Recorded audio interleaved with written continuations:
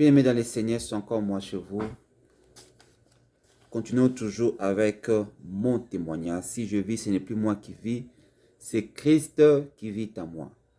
Et la raison de ma vie, c'est pour cela que je continue toujours maintenant au quatrième partie de mon témoignage. Je me suis arrêté quand je me suis arrivé ici aux ISA.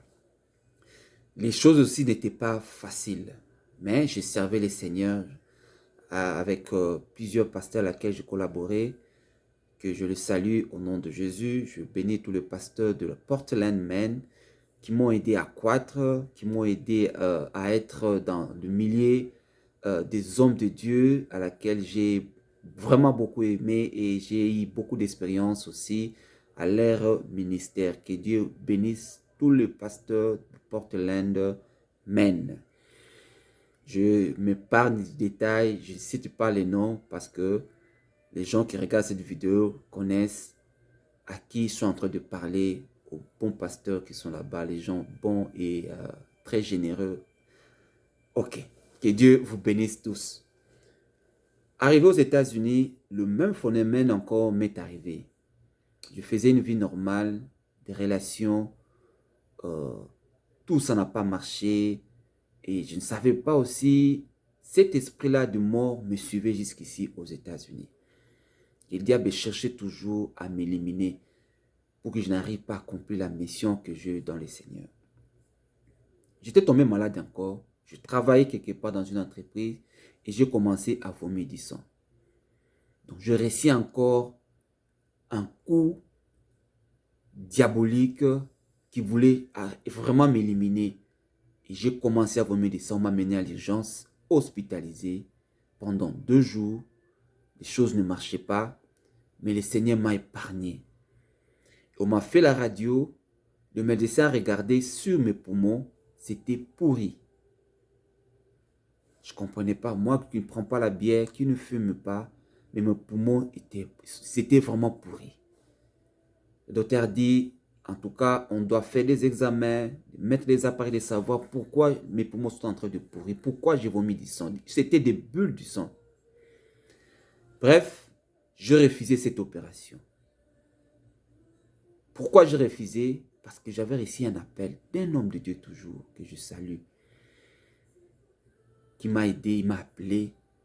Le Seigneur lui a parlé que je ne puisse pas passer cette opération. Si je fais ça, j'allais mourir. Je refusais. J'ai commencé même à discuter aux médecins.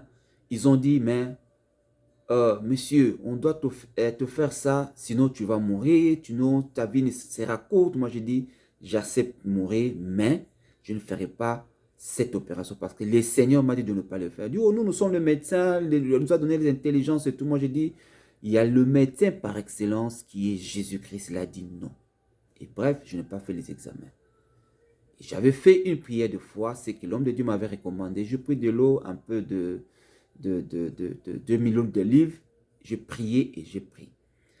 Le jour que je suis allé faire l'examen, le contrôle, j'avais le rendez-vous pour vérifier parce que je ne mangeais pas. Si je mange, je vomissais.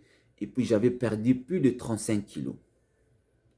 Moi qui portais des fois L, M, mais j'ai commencé à porter l'habit SP, vous imaginez.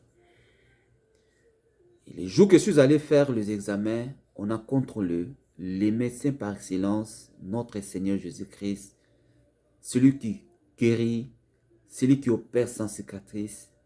Je n'avais plus des taches là que vous voyez dans mon poumon et j'étais guéri complètement.